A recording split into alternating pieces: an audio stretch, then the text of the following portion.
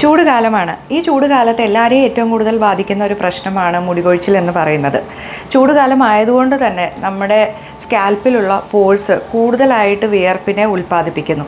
അപ്പോൾ മുടിയുടെ തിക്നെസ് കൊണ്ട് തന്നെ ഈ വിയർപ്പ് ഇവാപ്രേറ്റ് ചെയ്ത് പോവാതിരിക്കുകയും അവിടെ ചെളിയും മറ്റും നിറഞ്ഞ ആ ഹെയർ ഫോളിക്കിൾസിൽ നിന്ന് മുടികൊഴിച്ചിൽ ധാരാളമായി ഉണ്ടാകുന്നു. എന്തുകൊണ്ടാണ് നമുക്ക് ഈ ചൂട് കാലത്ത് കൂടുതലായിട്ട് മുടി പൊഴിയുന്നത്? നമ്മുടെ ശരീരത്തിൽ ഈ കൂടുതലായിട്ട് നമ്മൾ സൺ എക്സ്പോഷർ ചെയ്യുന്നത് കൊണ്ട് തന്നെ മെലാറ്റോണിൻ വളരെ കുറച്ചാണ് നമ്മുടെ ശരീരത്തിൽ ഉൽപ്പാദിപ്പിക്കുകയുള്ളൂ. അതുകൊണ്ട് തന്നെ അത് ഈ ഹെയർ ഫോളിക്കിൾസിലുള്ള ഹോർമോൺസിനെ ഇമ്പാക്റ്റ് ചെയ്യുന്നു. അതുവഴി നമുക്കൊരു ഹെയർ ഗ്രോത്ത് സൈക്കിൾ ഉണ്ട്.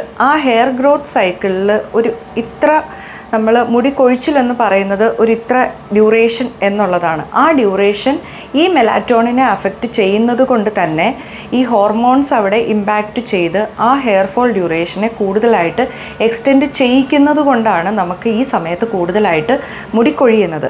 ഇനി നമുക്ക് എന്തൊക്കെയാണ് ഈ സമയത്ത് കൂടുതലായിട്ട് നമ്മുടെ മുടി പൊഴിയാനുള്ള കാരണങ്ങൾ എന്തൊക്കെയാണ്, നമ്മൾ മുടി കൂടുതൽ കെയർ ചെയ്യാൻ അതിനുള്ള സിംറ്റംസ് എന്തൊക്കെയാണ് കാണുന്നതെന്ന് നമുക്ക് നോക്കാം.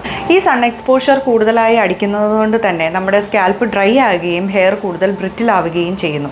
അതേപോലെ ഈ ചൂട് കാലത്ത് ഹ്യൂമിഡിറ്റി കൂടുതലായതുകൊണ്ട് മുടിയുടെ കരുത്ത് നശിക്കുന്നു. പിന്നെ ഈ സമയത്ത് കൂടുതലായി കാണുന്നതാണ് പ്രോട്ടീൻ ഡീഗ്രഡേഷൻ എന്ന് പറയുന്നത്.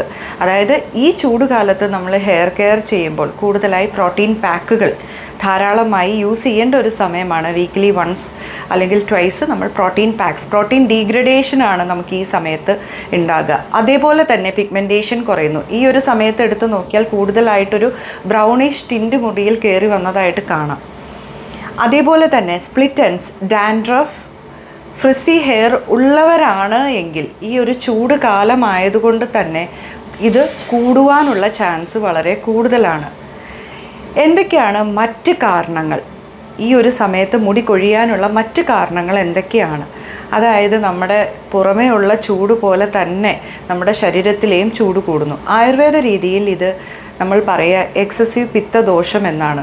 പിത്തദോഷം കൂടുതലായിട്ട് നിൽക്കുമ്പോൾ മുടി കൊഴിച്ചിൽ ധാരാളമായി ഉണ്ടാകുന്നു. അതുപോലെ തന്നെയാണ് പുവർ ഡൈജഷനും നറിഷ്മെൻറ്റും. മറ്റൊരു കാരണം എന്ന് പറയുന്നത് സ്ട്രെസ് ആൻഡ് ആൻസൈറ്റിയാണ്. മറ്റൊരു കാരണം എന്ന് പറയുന്നത് നമ്മുടെ ശരീരത്തിൽ ഉണ്ടാകുന്ന ഹോർമോണൽ ഇംബാലൻസസ് ആണ്. പിന്നെയുള്ളത് എൻവയോൺമെൻറ്റൽ ഫാക്ടേഴ്സ്. അതുതന്നെയാണ് ഇപ്പോൾ നമ്മൾ ഈ ചൂട് കാലം നമ്മുടെ കാലാവസ്ഥ മാറുന്നതിനനുസരിച്ച് നമുക്കുണ്ടാകുന്ന മുടി പൊഴിച്ചിൽ എന്ന് പറയുന്നത്. അപ്പോൾ കാലാവസ്ഥാ വ്യതിയാനത്തിനനുസരിച്ച് മുടിക്കുണ്ടാകുന്ന മാറ്റത്തെ അറിഞ്ഞുള്ള മുടിക്കുള്ള ട്രീറ്റ്മെൻറ്റ്സ് ചെയ്താൽ നമുക്ക് മുടി കൊഴിച്ചിലിനെ കൺട്രോൾ ചെയ്യാനും അതേപോലെ ഹെയർ ധാരാളമായി ഉണ്ടാകുവാനും സഹായിക്കും.